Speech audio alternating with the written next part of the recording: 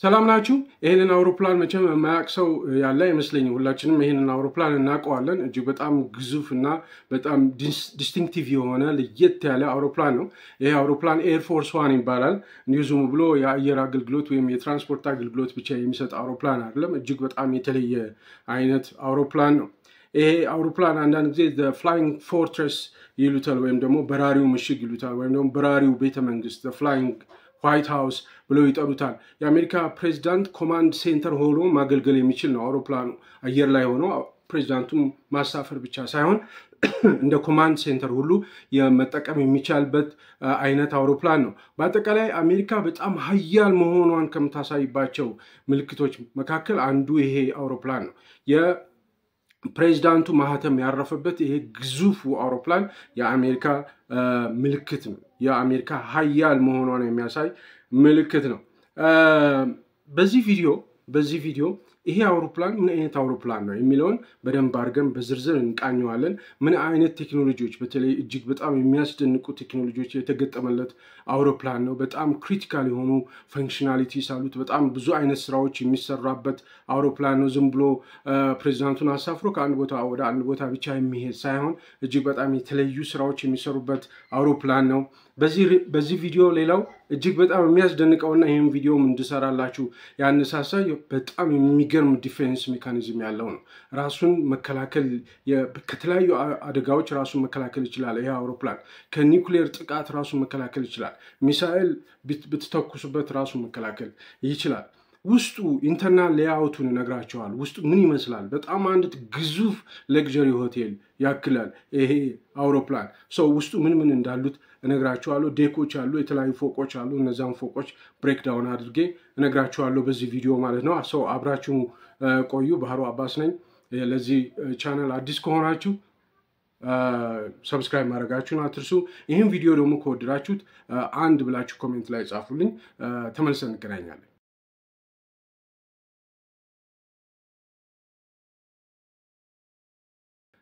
ተመልሰናል እንዳልኳችሁ ስለ ኤር ፎርስ 1 ነው የማወራችሁ ኤር ፎርስ 1 የሚለው ስም ዋናው ስሙ የአውሮፕላኑ ስም አይደለም ኤር ፎርስ 1 ማለት የአውሮፕላኑ ስም ሳይሆን የአየር ትራፊክ ቁጥጥር ባለሙያዎች የሚግባቡበት ሳይን ነው ኮል ሳይን ይባላል ኤር ፎርስ 1 ማለት ፕሬዝዳንቱ ተሳፍረውበታል ማለት ነው ፕሬዝዳንቱ አሉበት ይሄ እዚህ አውሮፕላን ውስጥ እንደማለት ነው በኤር ትራፊክ ቋንቋ ኤር ፎርስ 1 ኮድ ነው የኮል ሳይን ኮድ ነው መግባቢያ ኮድ ነው ሁለት አውሮፕላኖች አሉ ኤር ፎርስ 1 አሁን የምናየው አይነት ኤር ፎርስ 1ዎች ሁለት አውሮፕላኖች አሉ 747 200 ቢ ኤርክራፍት የሚባል ሁለት አይነት አሉ ከ1990 ጀምሮ ነው ይሄ ኤር ፎርስ 1 አገልግሎት መስጠት ጀመረው እነዚህ ሁለቱ አውሮፕላኖች ኤር ፎርስ 1 በምንም አትለዩዋቸውም የምትለዩት ጭራቸው ላይ ባለው ቁጥር ነው አንደኛው 28000 የሚል ጽሁፍ የተጻፈበት ነው አንደኛው ደግሞ 29000 የሚል ጽሁፍ የተጻፈበት ነው እንዳልኳችሁ ኤር ፎርስ 1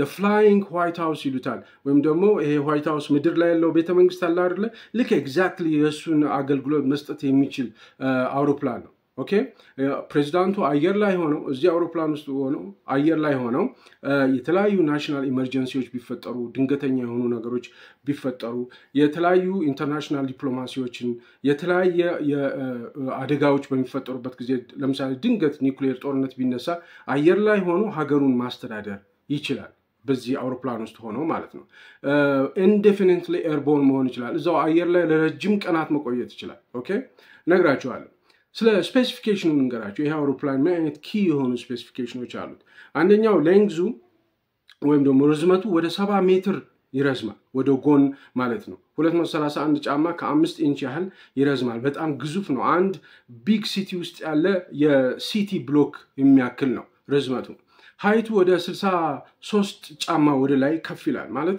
በሌላ ነገር 6 ፎቅ ያለው ህንጻ ያክላል ወደ ላይ በጣም ግዙፍ ከመሆኑ የተነሳ የዊንግ ስፓኑ ማለት የክንፉ 195 ጫማ ያክል ርዝመት አለው አራት ኢንጂኖች አሉት የጀነራል ኤሌክትሪክ ኢንጂኖች አሉት አራት 56700 ፓውንድ ትረስት እንትን ይለቃል ግፊት ወይም ጉልበት ያለው የኤሌክትሪክ መኪኖች ማን የኤሌክትሪክ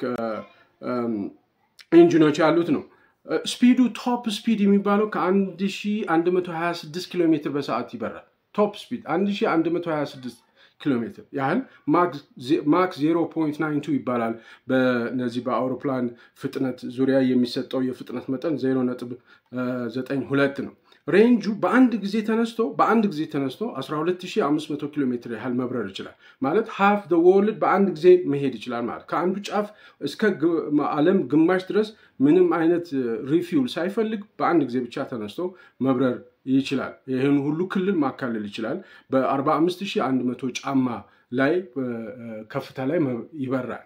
ወይቱ ክብደቱ ፉሊ ሎድድ ሲሆን ሁሉም ነገሮች ቢጫኑበት 1,836,450 ኪሎ ግራም ያህል ይመዝናል። በጣም ግዙፍ ነው ማለት በጣም 1,836,000 ኪሎ ግራም ይመዝናል ፉሊ ሎድድ ሲሆን ማለት ነው።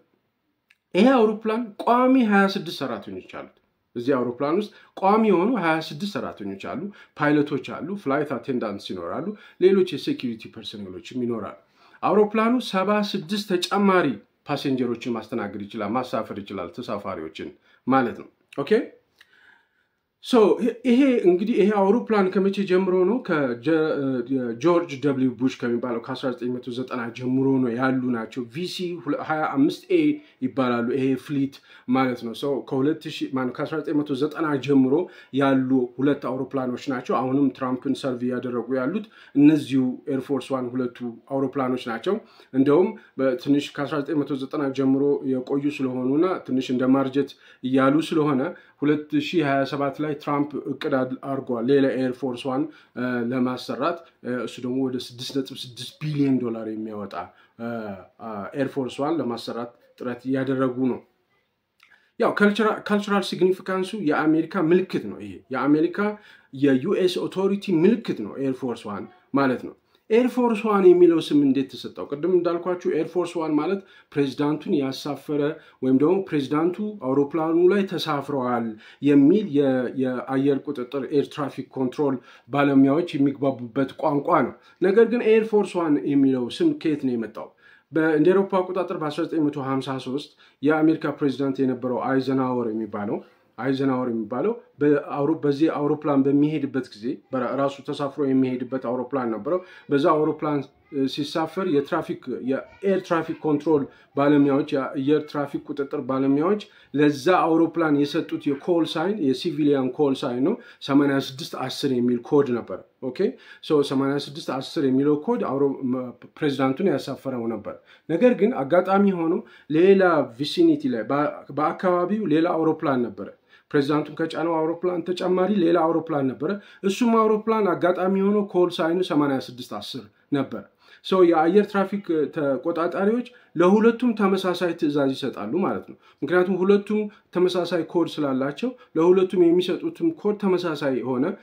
ምን ማለት ነው? በሌላ ነገር ሊጋጩ ለትንሽ ነው ያመለጠው ማለት ነው። ፕሬዝዳንቱ በአየር ላይ ከሌላ አውሮፕላን ጋር ለመጋጨት ለጥቂት ነው የተረፈው። ከዛን ጊዜ ጀምሮ ኤርፎርስ 1 የሚለው ስም እንዲሰጠው ተደረገ ለአየር ትራፊክ ኮንትሮል ሲባል ማለት ነው። ስለዚህ እነዛ ባለሙያዎች ኤርፎርስ 1 ማለት አውሮፕላኑ ውስጥ ፕሬዝዳንቱ አሉ ማለት ነው። ሰው በጣም ሴክሬቲቭ የሆነ የአየር ትራፊክ ናቪጌሽን ወይም ደግሞ ራውቱ ወይም ደግሞ የሚሄዱበትን ቦታ ከፍ ዝቅ ወደ ግራ ወደ ቀኝ የሚተጣጠፉበትን ቦታ በጣም በሚስጥራዊ በሆነ መልኩ ነው የሚያስተላልፉት ማለት ነው። ኤርፎርስ 1 ከሆነ የመግባቢያው ኮዱ ኤርፎርስ 1 ሌላው በጣም የሚያስደንቀው የቴክኖሎጂካል ማርቨል በቃ በጣም ስቴት ኦፍ ዘ አርት የሆኑ ቴክኖሎጂዎች የተገጠሙበት ነው። ለምሳሌ በውስጡ ያለው ኮሚኒኬሽን ሲስተም ሙሉ ለሙሉ በመጨረሻው የቴክኖሎጂ ውጤት የሆኑ የኮሚኒኬሽን ሲስተም የተገጠመለት ነው። ናቪጌሽን ሲስተሙ ናቪጌት የሚያደርግበት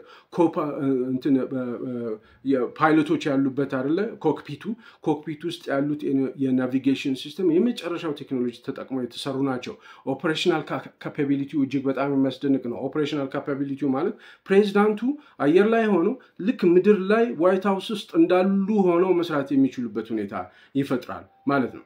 ነገር ግን አሁን እኔ የምነግራችሁ ስለዚህ ኤርፎርስ 1 የምነግራችሁ አንዳንድ የተገጠመለት ቴክኖሎጂዎች በተለይ ዲፌንስ ሜካኒዝም በተለይ በጣም የሚያስደንቀው ዲፌንስ ሜካኒዝሙ አደጋ መከላከል ብቃቱ ፐብሊክሊ የፐብሊክ ኖሌጅ የሆነው ወይም ደግሞ ይፋ የተደረገው የተወሰነው ነው።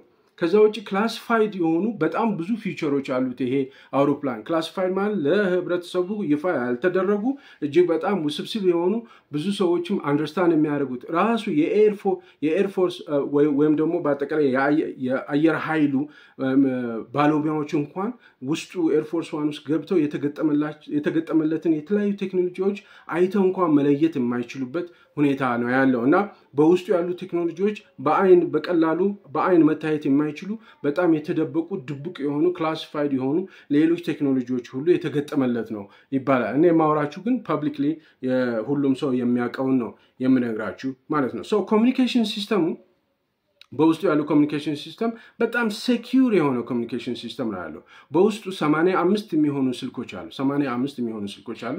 ፕሬዝዳንቱ በዓለም ላይ ወዴትም መደወል ይችላል። ወደ የትኛውም ሀገር ፕሬዝዳንት መደወል ይችላል። ቢፈልግ የራሱ የተለያዩ ሚሊተሪ ኮማንደሮች በስልካቸው በሞባይል ስልካቸው በቤት ስልካቸው ማግኘት ይችላል ማለት ነው። ስለዚህ ምንም አይነት የስልክ ግንኙነት ጋፕ የለበትም ማለት ነው። ሌላ ኢንተርኔትና ኬብል ቲቪ አለው። ኢንተርኔትና ኬብል ቲቪ ኦፍ ኮርስ ይኖረዋል። ነገር ግን ለየት የሚያደርገው እዚህ ኤር ፎርስ ዋን ላይ ሆኖ የኢንተርኔትና የኬብል ቲቪ አክቲቭ ሰርቪሶች ምንድነው ጥቅማቸው? ድንገት ለምሳሌ አየር ላይ ሆኖ ፕሬዝዳንቱ የኒውክሌር ጦርነት ቢነሳ ቀጥታ እዛው አየር ላይ ሆኖ እነ ሲኤንኤንን እነ ፎክስ ኒውስን አክሰስ አድርጎ ቀጥታ ገብቶ ፔኔትሬት አድርጎ ገብቶ ለህዝቡ መልእክት ማስተላለፍ ይችላል በእነዛ የቴሌቪዥን ጣቢያዎች አማካኝነት ማለት ነው። ለምሳሌ ልክ ፋናንና ሌላ የኢትዮጵያ ውስጥ ያሉ የቴሌቪዥን ጣቢያዎችን አየር ላይ ሆነው አክሰስ አድርገው ለኢትዮጵያ ህዝብ መልእክት ማስተላለፍ ይችላል። ኦኬ ሌላኛው ኢንክሪፕትድ ቻነል ነው። ይሄ ሁሉ ኢንተርኔት ኮኔክቲቪቲው የኬብል ቲቪው እንደዚሁም ደግሞ 85 ስልኮች አሉ ብያቸዋለሁ። በእነዛ የሚደረጉት ኮሚኒኬሽኖች በሙሉ ኢንክሪፕትድ ናቸው። እንዲህ በቀላሉ ተሰብረው የሚተላለፈውን መረጃ በቀላሉ ዲሳይፈር ማድረግ አይቻልም።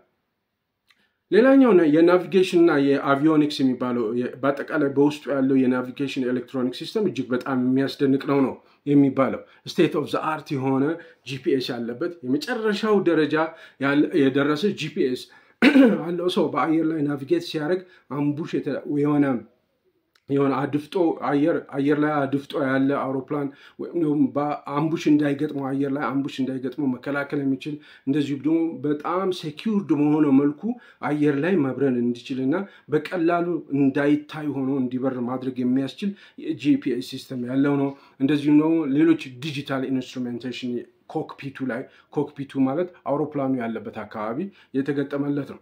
ሌላው ይሄ አውሮፕላን ለየት የሚያደርገው ኤር ቱ ኤር ሚድ ኤር ላይ ፊውል ማድረግ ይቻላል። ለምሳሌ ድንገት ፕሬዝዳንቱ አውሮፕላኑ ላይ እየተሳፈሩ አየር ላይ እንዳሉ ጦርነት ቢነሳ አየር ላይ ፊውል ወይም ደግሞ ነዳጅ ሊቀዳለት ይችላል። ኤር ቱ ኤር ሪፊውሊንግ ሲስተም አለው ማለት ሌላ ጀት ነዳጅ ያለው ጀት ይነሳና ሄዶ ነዳጅ ይሞላለታል። ኤክስቴንድድ ታይም አየር ላይ ኤርቦርን ሆኖ መቆየት ይችላል። ፕሬዝዳንቱም እዛ ሆኖ ሀገሩን ማስተዳደር ይችላል ማለት ነው። ስለዚህ ኤርቦርን መሆን ይችላል ማለት ለ5 ቀናት ለ6 ቀናት ሳያርፍ መቀመጥ እዛው አየር ላይ መብረር ይችላል። ፕሬዝዳንቱም እዛ ሆኖ ሀገሩን መምራት ይችላል ማለት ነው። ሌላ ኤሌክትሮማግኔቲክ ፐልስ ይባላል።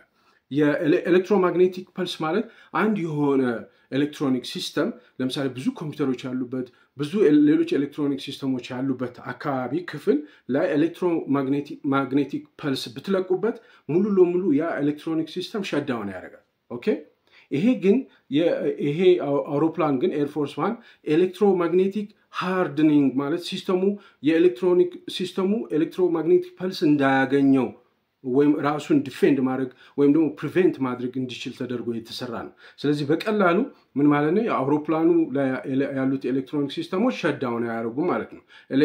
ኤሌክትሮኒክ ማግኔቲክ ፐልስ በምትለቁበት ጊዜ ለምሳሌ ሌላ ኮመርሻል ኤርፕሌን ወይም ደግሞ ኮመርሻል የሆነ አውሮፕላን ህብረተሰብ የሚያሳፍር በጣም ዘመናዊ የሆነ አውሮፕላን ኤሌክትሮማግኔቲክ ፐልስ ብትለቁበት ኢነርጂ ብትለቁበት ኤሌክትሮኒክ ሲስተሙ ሸትዳውን ያደርጋል። ያ ማለት ፓይለቱ ሊያበረው አይችልም ማለት ነው። ሌላው እጅግ በጣም የሚያስደንቀው ኮስቱን ምን ያህል ወጪ ነው የወጣበት ይሄ 3.9 ቢሊዮን ያህል ዶላር የወጣበት ነው 3.9 ቢሊዮን ዶላር ማለት በጣም ብዙ ብር ነው and የአሜሪካ ህዝብም በጣም አንዱ የሚተቸው ለአንድ አውሮፕላን ለፕሬዝዳንቱ ተብሎ ይሄ ሁሉ ወጪ ሊወጣ አይገባም ብለው ይኮንኑታል ቅድም እንዳልኳችሁ ክላሲፋይድ የሆኑ ቴክኖሎጂዎች ሁሉ አሉት ነው የምላችሁ ይሄ አውሮፕላን ክላሲፋይድ የሆኑ ቴክኖሎጂዎች አሉት ህብረተሰቡ የማያውቀው ማንንም ሰው የማያውቀው በጣም ብዙ አቪዮኒክስ ወይም ደግሞ ኤሌክትሮኒክ ኢንስትሩመንቶች እና በተለይ ዲፌንስ ሲስተሙ የመከላከል ብቃቱ አሁንም ድረስ ብዙ የማይታወቅለት ብዙ አይነት ቶፕ ሲክሬት የሆኑ ቴክኖሎጂዎች የተገጠሙለት ነው ይላሉ እንግዲህ የኤር ፎርስ ዋናው ስራው ፕሬዝዳንቱን ማመላለስ ነው ለፕሬዝዳንቱ ትራንስፖርት መስጠት እዛ ትራንስፖርት በሚሰጡበት ጊዜ ግን ትራንስፖርት ብቻ ሳይሆን የኮማንድ ሴንተርም ሆኖ ያገለግላል የትዕዛዝ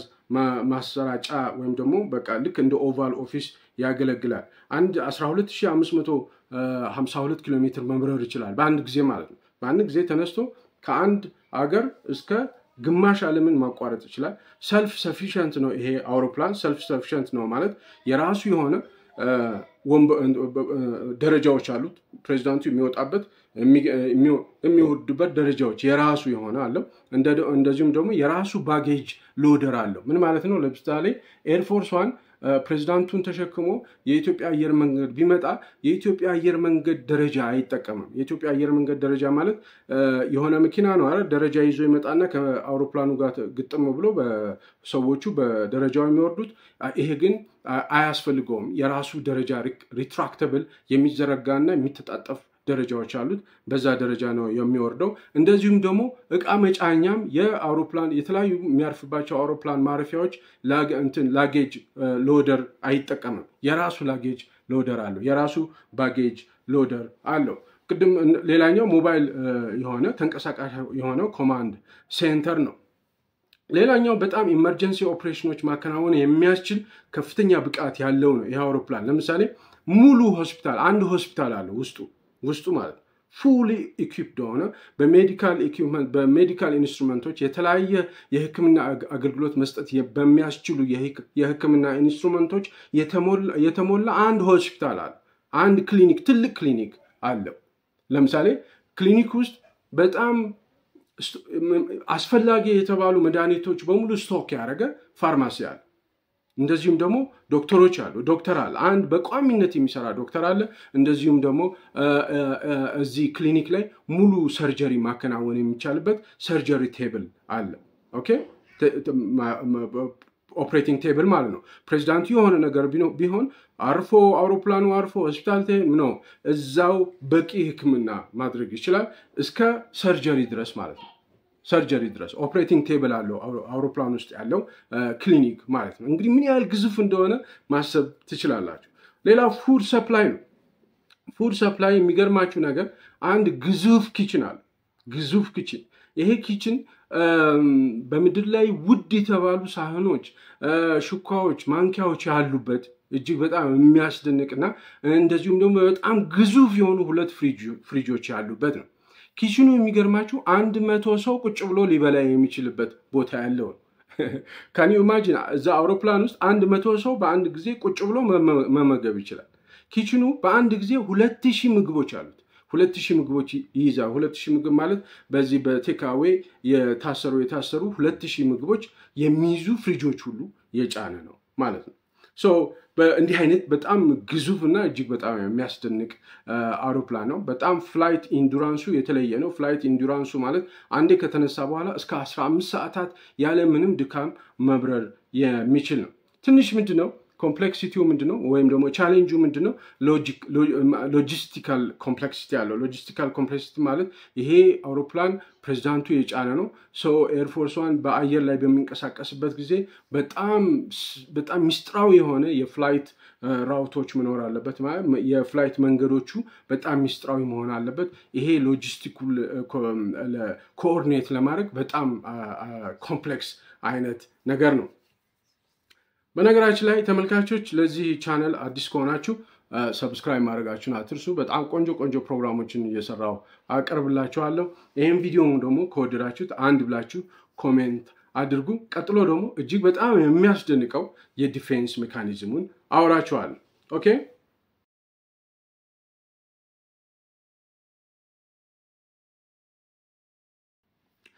የኤር ፎርስ ዲፌንስ ሜካኒዝም እጅግ በጣም የሚያስደንቅ ነው።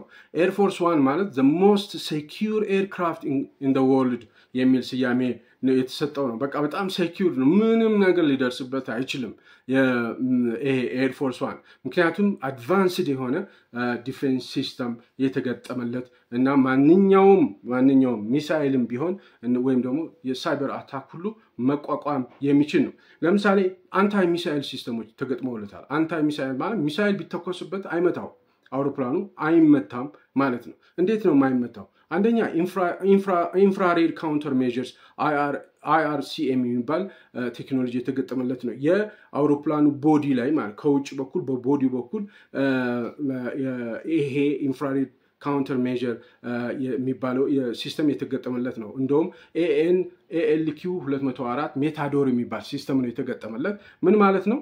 ልክ ሚሳይል ሲተኮስበት ዲቴክት ያውቃል። ከዛ ዲቴክት ካደረገ በኋላ ያ ሚሳኤል የራሱ ጋይዳንስ አለው አይደል? ዳይሬክሽን ሚሳኤሉ ሲመጣ ሂት ሲክ ያደረገ ነው የሚመጣው። ሂት ሲከር ነው የሚባለው ሚሳኤሉ ምን ማለት ነው? ሂት ሲከር ማለት ሙቀት ያለበትን ነገር ለመምታት ነው። ሙቀት እያነፈነፈ ነው የሚመጣው። አውሮፕላኑ ሞተሩ አካባቢ አይደለ ከፍተኛ ሙቀት ያለው ሞተሩን ነው የሚመታው ማለት ነው ሚሳኤሉ። እና ምክንያቱም ሞተሩ አካባቢ ነው በጣም ሞቃት የሚሆነው ማለት ነው። የሚመጣው ሂት ሲከር ሚሳኤል ነው። ምን ማለት ነው? ያ ሂት ሲከር ሚሳኤል በሚመጣበት ጊዜ ጃም ያደርገዋል ማለት ነው። የኮንፊውዝ ያደርገዋል ሚሳኤሉ ጋይዳንሱ ማለት ነው። የት እንዳለ ግራ ይገባዋል ማለት ትርምስምስ ይልበታል። ደን ሄዶ አውሮፕላኑን አይመታም ማለት ነው። ጋይዳንስ ሲስተም ኮንፊውዝ ያደርገዋል የሚሳኤሉ ጋይዳንስ ሲስተምን ማለት ነው።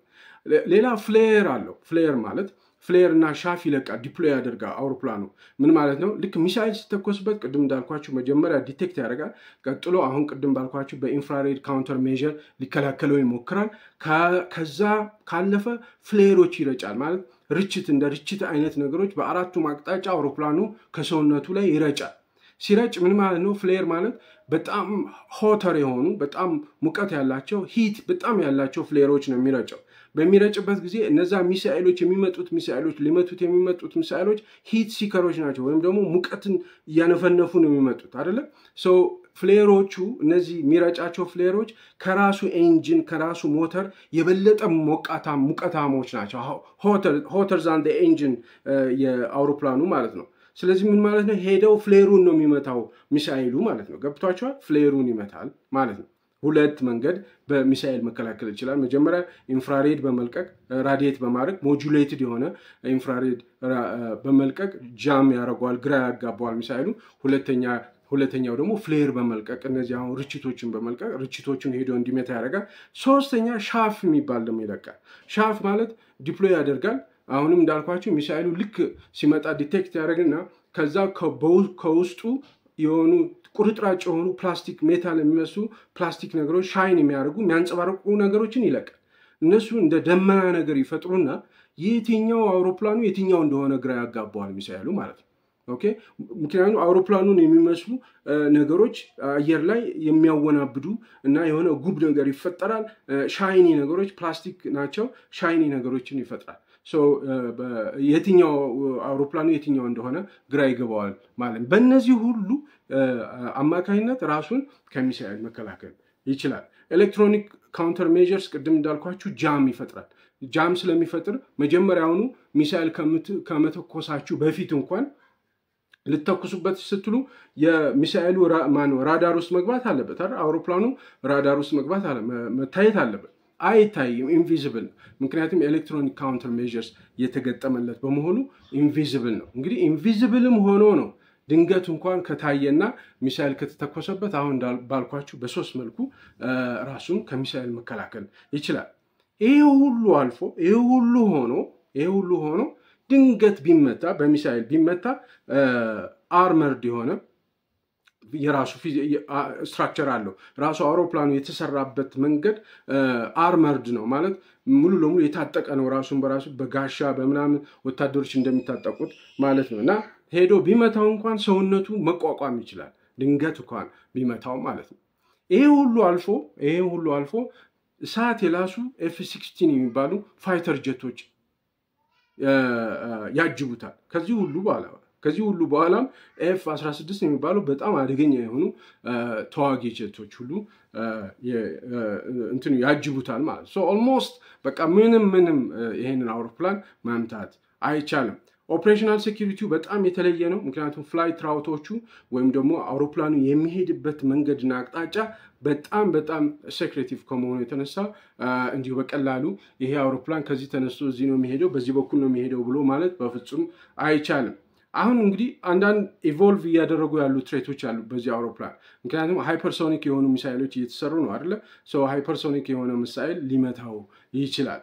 ኦኬ አሁን ለዚህ ነው ትራምፕ በ2027 አዲስ ኤርፎርስ ዋን እናሰራለን የሚሉት ይሄ ሃይፐርሶኒክ ሚሳይልን ዲፌንድ ማድረግ የሚችል ሲስተም የተገጠመለት ለማለት ነው። ኦኬ አሁን ደግሞ ውስጡ ምን ይመስላል? ኢንተርናል ስትራክቸሩ ውጪው እንደዚህ ነው፣ እጅግ በጣም የሚያስደንቅ ነው። ውስጡ ምን ይመስላል ብትሉ ውስጡ 4000 ስኩዌር ጫማ ስፋት ያለው 4000 ስኩዌር ጫማ ስፋት ማለት በጣም 6 ፎቅ የሚያክል ማለት ነው። በጣም ግዙፍ ነው ማለት ነው። አንድ 6 ፎቅ ካያችሁ እሱን ነው የሚያክለው ማለት አንድ ትልቅ ግዙፍ ለግዠሪ ሆቴል ነው የሚመስለው። 4000 ጫማ ስፋት አለው። 4000 ስኩዌር ሜትር ስፋት ያለው ነው። በጣም ሰፊ የተንጣለለና እጅግ በጣም ኮምፎርታብል ለግዠሪ የሆነ አውሮፕላን ነው። አውሮፕላኑ በ3 ዴኮች ይከፈላል። 3 ዴኮች ማለት በ3 ፎቆች አሉት ማለት ነው። የታችኛው ፎቅ ወይም ደግሞ ሎወር ዴክ የሚባለው ካርጎ እና ሌሎች ሰፖርቲንግ ሲስተሞች የሚይዝበት ነው። ቅድም ለምሳሌ ካርጎ ስቶሬጅ አለው።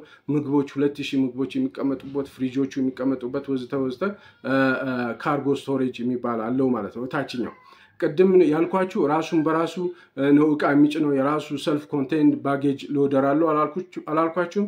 የሚዘረጋና የሚተጣጠፍ ተጣጥፎ ሆድ ውስጥ ይገባል እና ታችኛው ሎወር ዴክ ውስጥ ነው ይሄ ሰልፍ ኮንቴንድ ባጌጅ ሎደሩ የሚቀመጠው። ሌላ ቅድም የሚተጣጠፍና የሚዘረጋጋ የራሱ መወጣጫ ደረጃዎች አሉት ብያቸዋለሁ። እሱም ከተጣጠፈ በኋላ ወደ ሆዱ የሚገባው እዚህ ሎወር ዴኩ ላይ ነው ማለት ነው። ሎወር ዴኩ ላይ እነዚህ 3 ነገሮች አሉበት። ሌላኛው ሜን ዴኩ ወይ ሁለተኛው ዴክ ላይ ደግሞ ፕራይመሪ ፈንክሽኑ ዋናው ፈንክሽኑ ፓሴንጀሮችን መያዝ እና ሌሎች ኦፕሬሽናል የሆኑ ስራዎችን የሚሰራበት ነው። ኤንድ ፕሬዚደንሻል ሱት ያለበት ነው። ፕሬዚደንሻል ሱት ማለት ፕሬዚዳንቱ የሚፈልጋቸው ሁሉንም ነገር ያሟላ ቢሮና ሌሎችም ነገሮች ያሉበት ቦታ ነው ፕሬዚደንሻል ሱት ማለት። በሌላ ነገር መሬት ላይ ዋይት ሃውስ ውስጥ ያለው ኦቫል ኦፊስ የሚባለው አለ አይደል? ኤግዛክትሊ እሱ ኦቫል ኦፊስ እዛ ያለበት ቦታ ነው። ይሄ ሜን ዴክ ይባላል። ፕራይቬት ኦፊስ አለው ፕሬዚዳንቱ። የራሱ መኝታ ቤት አለው፣ ሻወር ያለበት ቤድሩም አለው። እንደዚሁም ደግሞ ጂም አለው። ኤክሰርሳይዝ የሚያደርግበት ወርክ አውት የሚያደርግበት ጂም አለው። ኮንፈረንስ የሚያካሂድበት የሚቲንግ ሩም አለው። ሚዲያ ሱት አለ። ሚዲያ ሱት ማለት የተለያዩ ፕሬሶች ወይም ደግሞ አብረውት ከፕሬዚዳንቱ ጋር የሚሄዱት ጋዜጠኞች የሚቀመጡበት ስታፎችና ፕሬስ ኤሪያ የሚባል ቦታ አለው። ቅድም እንዳልኳችሁ ሜዲካል ሱት አለው። ሜዲካል ሱት ማለት ክሊኒኩ ማለት ነው። ሆስፒታሉ እዚሁ ሜን ዴክ ውስጥ ነው ያለው። ሌላኛው ጋርመንት ኪችን ነው። ጋርመንት ኪችን ማለት እጅግ በጣም አስደናቂው ኪችን 100 ሰዎችን መመገብ የሚቻልበት 2000 ሚሎች ያሉበት እዚሁ ሜን ዴክ ውስጥ ነው። ኦኬ ከዛ በኋላ እላይኛው አፐር ዴኩ የኮማንድ የኮንትሮል እና የኮሚኒኬሽን ኤሪያ ነው። ይሄ ላይ ያለው ቅድም እንዳልኳችሁ ኮክፒቱ ያለው ላይ ነው። አፐር ዶክ ላይ ነው ያለው። የኮሚኒኬሽን ሴንተሮቹ ቅድም ያልኳችሁ 85 ስልኮች እና አጠቃላይ ኤሌክትሮኒክሶቹ በሙሉ ያሉት አፐር ዴክ ላይ ነው ያሉት። እንደዚሁም ደግሞ ክሩዎቹ የአውሮፕላኑ ሰራተኞች 26 ክሩዎች አሉ አላልኳችሁ? እነሱ የሚያርፉበት የሚተኙበት ሬስት የሚያደርጉበት አፐር ዴኩ ነው ማለት ነው። በጣም ግዙፍ የሆነው ፎቅ ነው ማለት ነው። በጣም ትልቅ እጅግ በጣም ትልቅ የሆነ አውሮፕላን ነው። በመጨረሻ አይኮኒክ ዲዛይን ነው ይሄ አውሮፕላን። ይሄ አይኮኒክ ዲዛይን ማለት በጣም ዲስቲንክቲቭ የሆኑ ከለሮች ያሉት ነው። ብሉ፣ ዋይት እና ሲልቨር ከለር ላይ ያለው 3 ከለሮች አይደል? ሰማያዊ፣ ነጭና የብርማ ሲልቨር ብርማ ከለር ያለው ነው። በጣም ግዙፍ ነው። አየር ላይ የተለያዩ አውሮፕላን ማረፊያዎች በሚያርፍበት ጊዜ በጋዜጠኞች ተስገብግበው ነው የእንትን የሚሉት ምክንያቱም የተለየ ግርማ ያለው የተለየ አቴንሽን ግራብ ማድረግ የሚችል እና በአንድ አውሮፕላን ማረፊያ በሚቀርበት ጊዜ በጣም የግሎባል ሚዲያ አቴንሽንን መሳብ የሚችል እጅግ በጣም ግዙፍ የሆነ እጅግ በጣም የሚያስደንቅ አውሮፕላን ነው። ይህን ይመስላል ኤር ፎርስ ዋን። እንዴት አያችሁት? ይህን ኮንተንት ከወደዳችሁ ሰብስክራይብ አድርጉ። ኮሜንት ላይ ደግሞ አንድ ብላችሁ ኮሜንት አድርጉ። ነገ ወይም ከነገ ወዲያ ደግሞ ሌላ ኮንተንት ሰርቼላችሁ እመጣለሁ። መልካም ቀን፣ መልካም ምሽት። ቻው።